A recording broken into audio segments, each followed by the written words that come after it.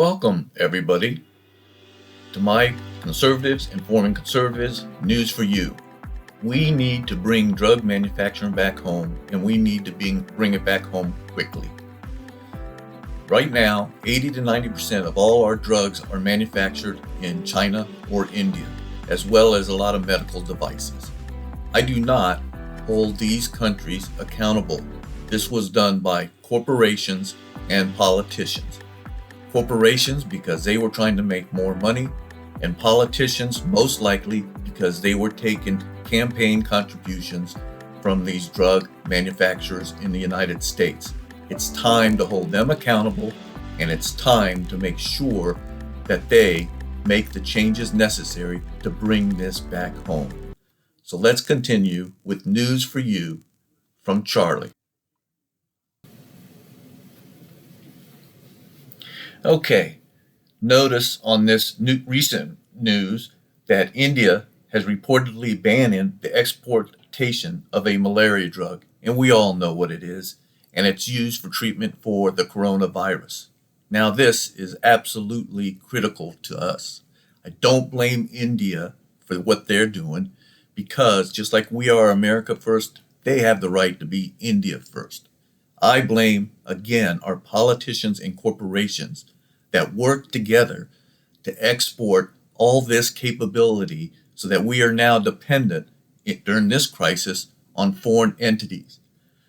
You could even see that the analyst at Capital Markets told Bloomberg News that India likely made this move to ensure its logical needs are met first.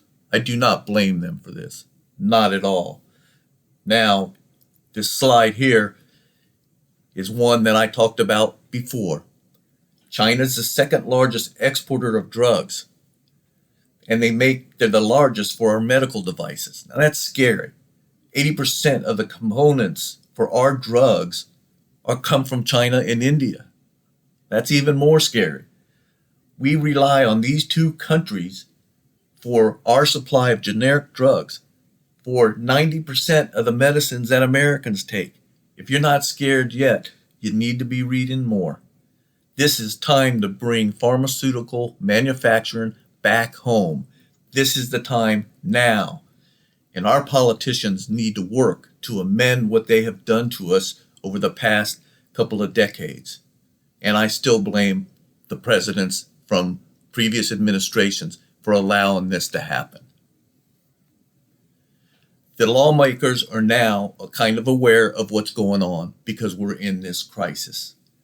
And they have known for years that this was an issue. I'm not sure why they did not act before, but it's time for them to act now. They have demanded the FDA disclose which medicines and products are most vulnerable to shortages. Well, of course, we know the most important one, which is to help the coronavirus. But we need to know all that to be manufacturing back home. It's now time for Congress to act. And Trump, they can use the Wartime Powers Act that has now been enabled, thankfully, by our current president, Donald J. Trump.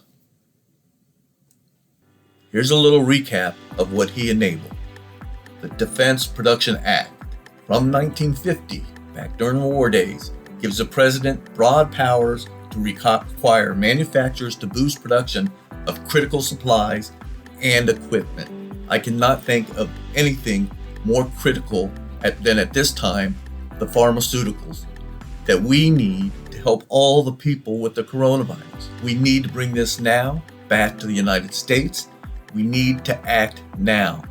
Let your Congress members know. Let others know. We need to push this. This is so important to all of us. I thank all of you for watching Conservatives Informing Conservatives, and this is News for You by Charlie. Thank you.